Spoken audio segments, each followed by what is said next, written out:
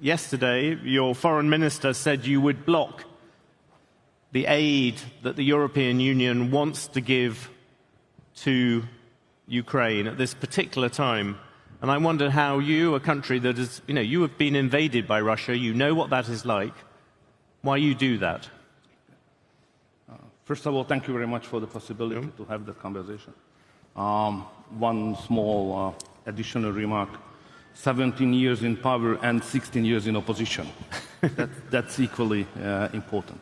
Anyway, on the war issue, you should know that Hungary has a very unique situation in this whole war because Ukraine is not a country far away. Ukraine is our neighbor. Second, we have minorities, ethnic minorities living in Ukraine, 200,000 something. Yes. And they are part of the war. They are conscripted as soldiers to the Ukrainian army, and they die. So we lose lives daily, Hungarian lives as well. So therefore, we consider this whole situation from a special angle. So we do not belong to the mainstream European approach. And my position was, or the position of Hungary was, the very first moment, that this war is the failure of diplomacy. It should have never happened, that war, outbreak. So looking what's going on the front line, for us it's obvious that the battlefield solution does not work. You have a neighbor who is invaded by Russia, the very country, you grew up with pictures of tanks going into Budapest. Why are you opposing the European aid? No, it's emotionally, it's tragic.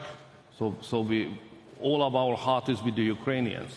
We understand how much they suffer, but I'm speaking here as a politician who should save lives. So the most important thing for the international political community is to save lives, especially when you are convinced, as I do, that there is no chance to win this war. So therefore, what we should do far more energy invest into to convince everybody that the only solution is ceasefire. And then after the ceasefire, peace talks should start. And then we could back to your point, yeah? But do you really think there is no chance of Ukraine winning? That's my point.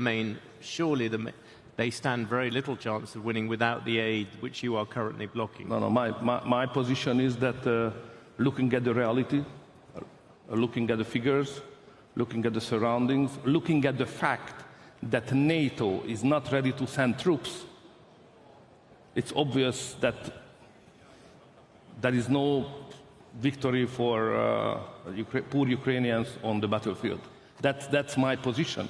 That was always my suggestion to everybody, that instead of to manage to have a stronger involvement into the war, escalation should be stopped and we should argue in favor of peace and negotiations.